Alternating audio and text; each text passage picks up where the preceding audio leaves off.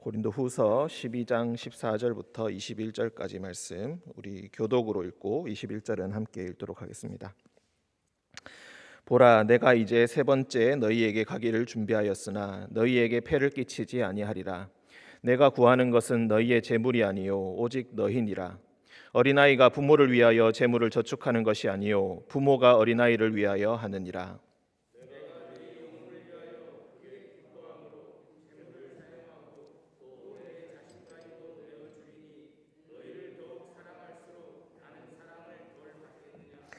하여간 어떤 이의 말이 내가 너희에게 짐을 지우지는 아니하였을지라도 교활한 자가 되어 너희를 속임수로 취하였다 하니,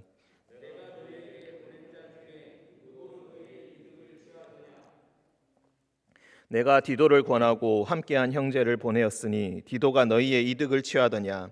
우리가 동일한 성령으로 행하지 아니하더냐? 동일한 보조로 하지 아니하더냐?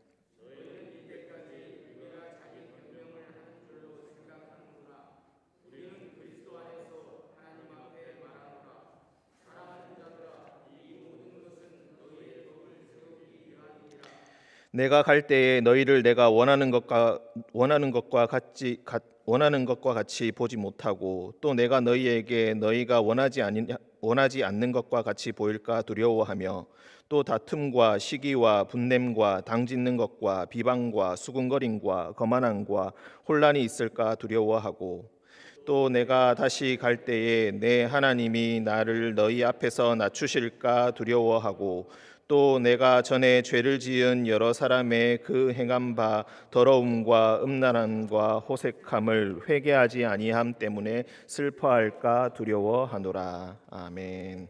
기도하겠습니다.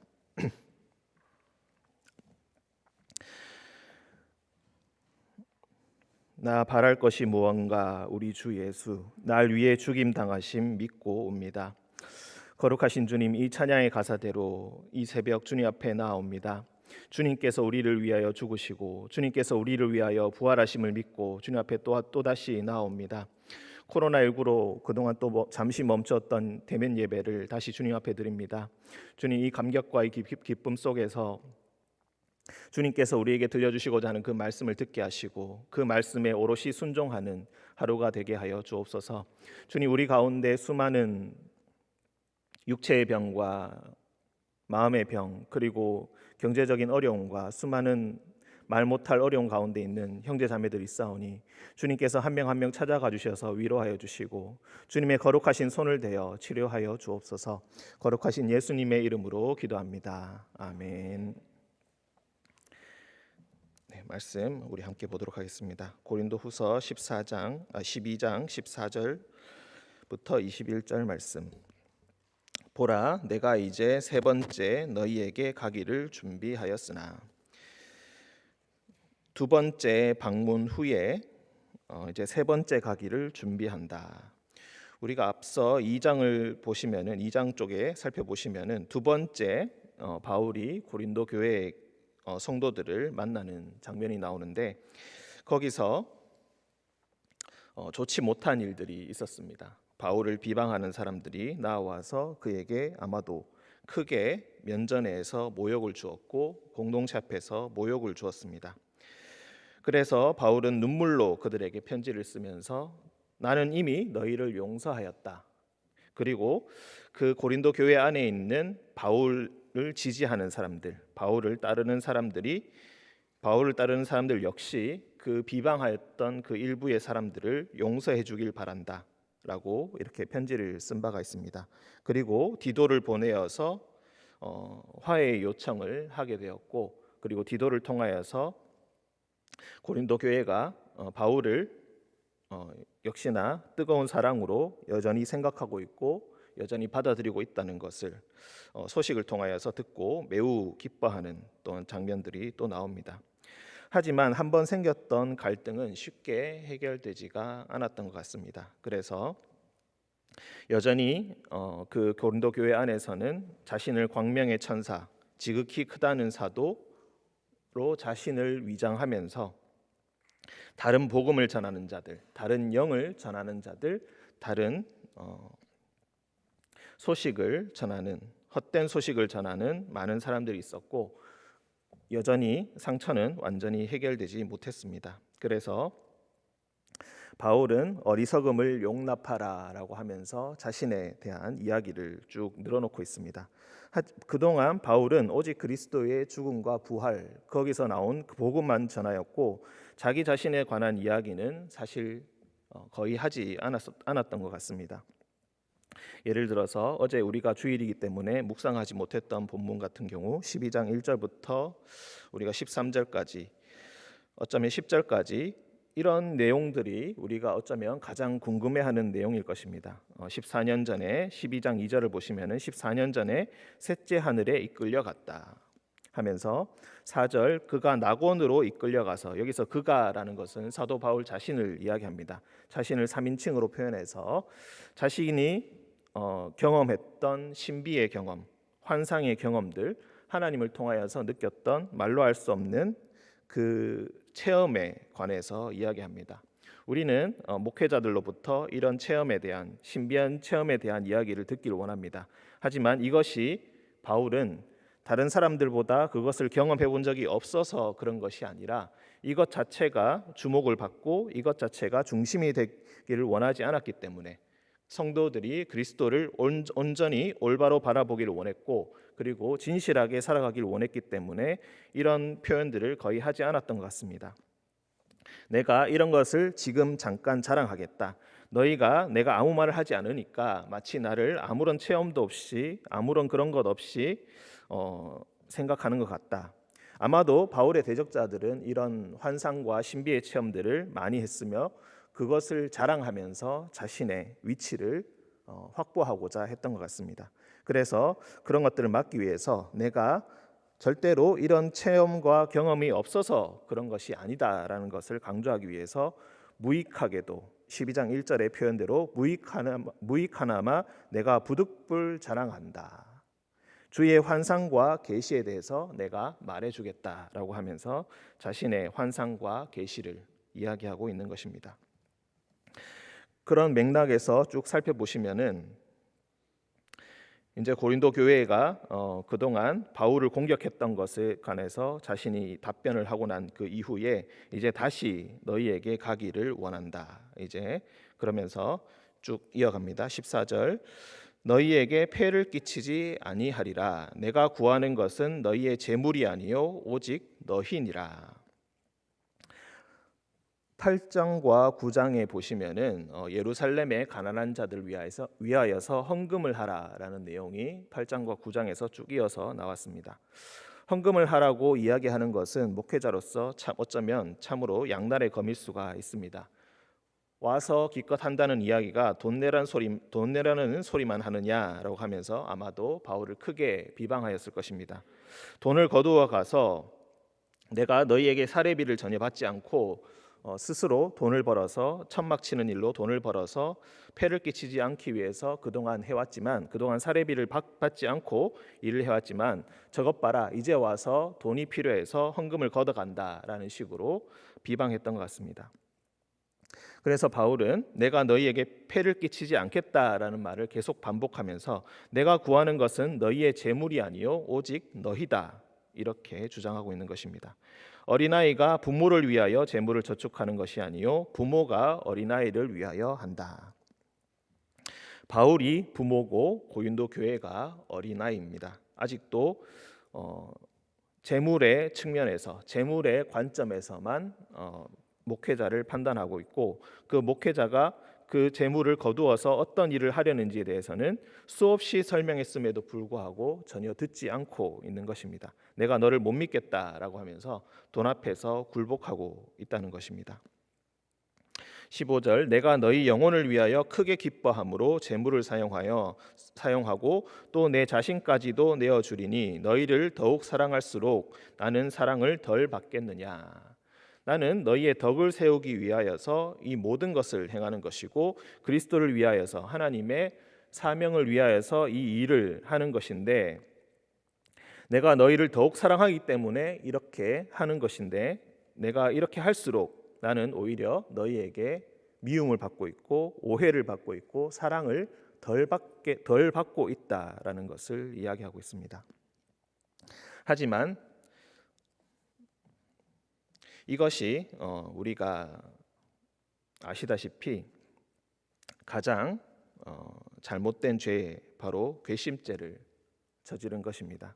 어떤 행동을 해도 아무리 선한 의도로 행동을 한다 할지라도 이미 괘씸한 마음이 든 그 이후에는 그가 하는 모든 행동이 괘씸하게만 보일 수밖에 없는 것입니다. 바울이 고린도 교회를 위하여서 그 영혼을 사랑하고 복음을 전파하고 그들이 행하고 있는 잘못된 관습을 그만두기를 원하는 그런 마음으로, 뜨거운 사랑의 마음으로 행하였지만 그 사랑은 계속해서 오해를 받았고 비난을 받았고 마침내 찾아갔을 때 큰 모욕을 당하게 되었다는 것입니다. 고린도 교회는 그 지역에서 가장 돈이 많은 곳이었습니다. 가장 부유한 곳이었습니다. 그런데 그 돈이 가장 많은 그 지역에서 재물로 인하여서 트러블이 생겼다는 것입니다. 가난했던 마게도니아 지역, 그리스 북부 지역에 있는 교회에서는 이런 일들이 생기지 않았습니다. 거기서는 오히려 가난한 와중에서도 무리할 만큼 헌금을 내어서 바울이 그리스도의 뜻을 받드는 것을 보조하였지만, 고린도 교회 사람들은 무척이나 돈이 많은 아주 부유한 지역이었음에도 불구하고 이렇게 헌금으로 인하여서 큰 반발이 일어났다는 것입니다. 16절, 하여간 어떤 이의 말이 내가 너희에게 짐을 지우지는 아니하였을지라도 교활한 자가 되어 너희를 속임수로 취하였다 하니, 바울의 말로 바울이 받고 있는 모욕에 대해서 또 이야기하고 있습니다. 내가 너희에게 짐을 지우지 아니하였을지라도, 즉 자비량으로 스스로 돈을 벌어서 사례비를 받지 않고 했다라는 것을 의미합니다. 짐을 지우지 않는다는 것은 그런 의미입니다. 교활한 자가 되어 너희를 속임수로 취하였다. 어찌되었던 그 모습은, 사례비를 받지 않고 했던 그 모습은 전부 다 사기를 치기 위해서, 크게 한탕하기 위해서 속임수로 지금 너희를 속이고 있는 것이다. 스스로를 꾸미고 있는 것이다. 이렇게 주장하는 자들이 있다는 것입니다. 거기에 대해서 17절 18절, 내가 너희에게 보낸 자 중에 누구로 너희의 이득을 취하더냐. 내가 디도를 권하고 함께한 형제를 보내었으니 디도가 너희의 이득을 취하더냐. 우리가 동일한 성령으로 행하지 아니하더냐. 동일한 보조로 하지 아니하더냐. 우리가 앞서 디도와 두 형제를 보내었다는 것을 우리가 기억하고 있습니다.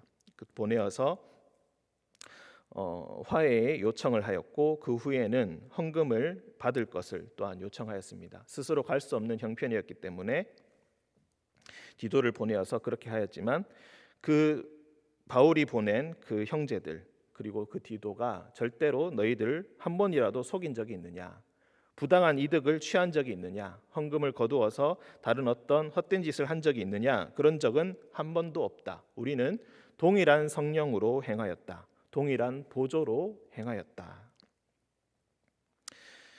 14절부터 18절까지는 계속해서 이 헌금과 관련하여서 크게 비난을 받고 있는 그런 형편을 이야기하고 있습니다. 19절, 너희는 이때까지 우리가 자기 변명을 하는 줄로 생각하는구나. 우리는 그리스도 안에서 하나님 앞에 말하노라. 사랑하는 자들아, 이 모든 것은 너희의 덕을 세우기 위함이니라. 마지막에 너희의 덕을 세우기 위함이다라는 이 표현은 사실 성경에서는 잘 나오지 않는 표현입니다. 덕을 세운다라는 이 표현은 그리스 지역에 있는 그리스 철학으로부터 비롯된 표현입니다. 그 당시 스토아 철학이라든지 에피쿠로스 철학이라든지 이런 철학에서 가장 중요시하는 것이 덕을 세우는 삶, 그것을 이야기하는 것입니다. 즉 복음을 내가 바울이 이렇게까지 하는 그 이유를 이야기할 때 덕을 세운다라는 표현을 씀으로써 그들이 친숙하게 여기는 표현을 사용하여서 어떤 일을 행하고자 한다는 것을 알리기 위해서 이 표현을 쓰고 있는 것입니다. 너희의 덕을 세우기 위함이다라고 했을 때 고린도 교회 사람들은 더 쉽게 바울의 의도를 눈치를 챘을 것이라는 뜻입니다. 19절 초반부에 너희가 이때까지 우리가 자기 변명을 하는 줄로 생각한다.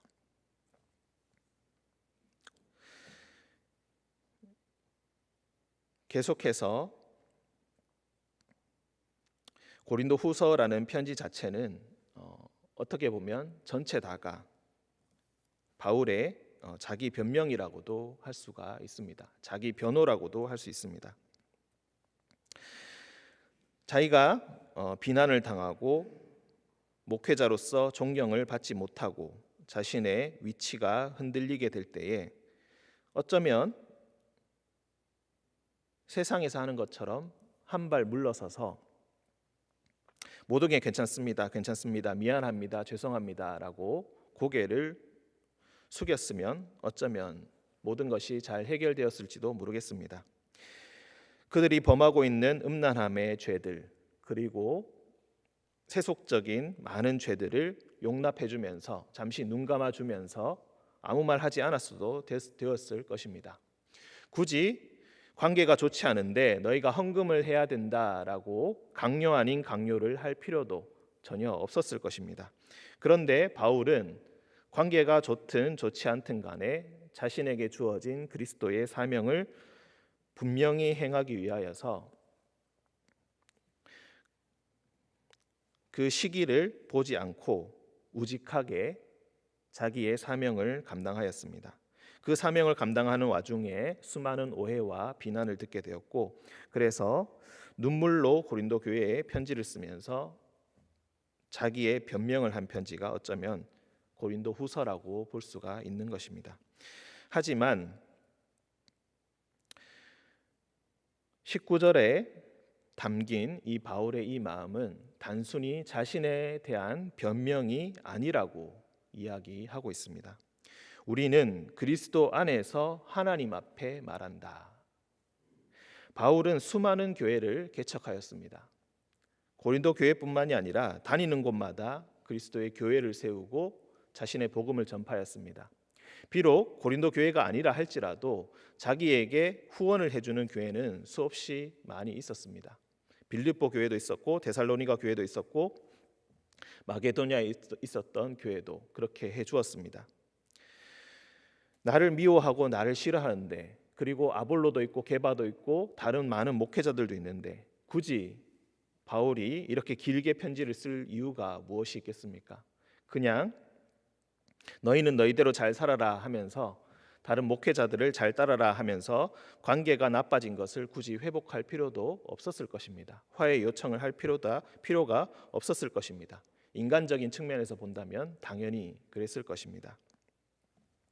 하지만 바울이 이야기하는 것은 단순히 자기의 명예와 자기의 위치를 위하여서 한 것이 아니라 그리스도 안에서 우리가 함께라는 것을 너무나 소중하게 생각하고 있었기 때문에 그 뜻으로 계속해서 화해의 요청을 하고 있는 것입니다. 어쩌면 변명을 하면 할수록 너는 자기 변명을 하고 있다, 계속 자기 변호만 하는구나 라고 하면서 비난을 받았겠지만 바울은 그들을 끝내 포기하지 않고 계속해서 화해의 손길을 내밀면서 너희가 지금 화가 나 있지만 그래도 그리스도의 사명을 나와 함께 감당해야 한다. 하나님의 교회, 그리스도의 교회는 모두가 하나다.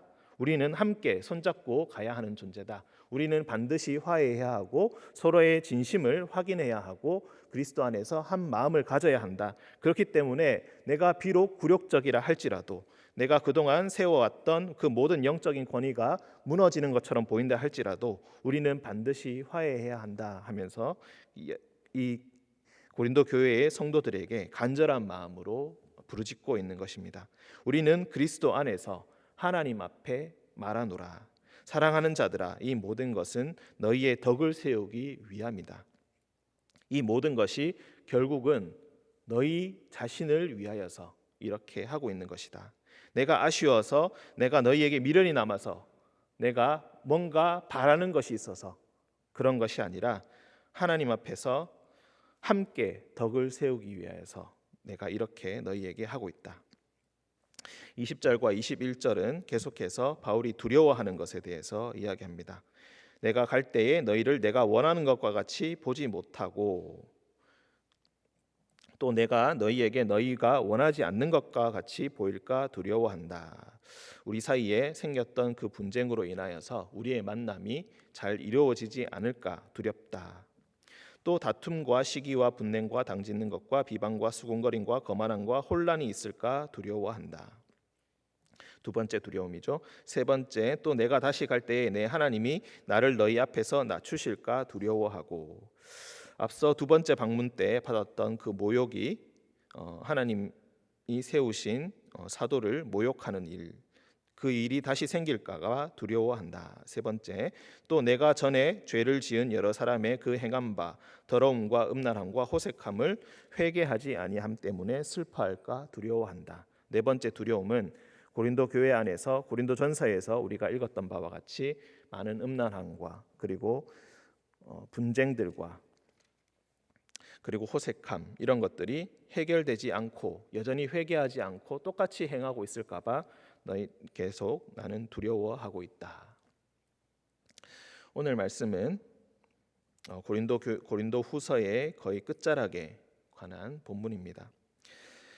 바울이 이렇게 길게 자신의 이야기를 하면서 자신의 진심이 무엇인가를 계속해서 간절히 부르짖고 있는 그런 장면입니다. 바울은 그리스도의 일을 하면서 말도 못할 수모와 모욕을 당했고 자기가 세운 교회에서 면전에서 모욕을 받고 거의 쫓겨나다시피 하는 그런 경험을 하였습니다. 하지만 바울은 끝끝내 고린도 교회를 포기하지 않고 함께 손잡고 가기를 원했습니다. 그 사람들이 더 이상 죄를 짓지 않기를 원했고 함께 그리스도의 덕을 세우기를 원했습니다. 우리 안에 생기는 교회 안에서도 이런 갈등과 이런 오해들이 수없이 생기곤 합니다. 서로의 진심을 제대로 확인하지 못하고 그 사람의 행동만 보고 오해할 때가 참으로 많이 있습니다.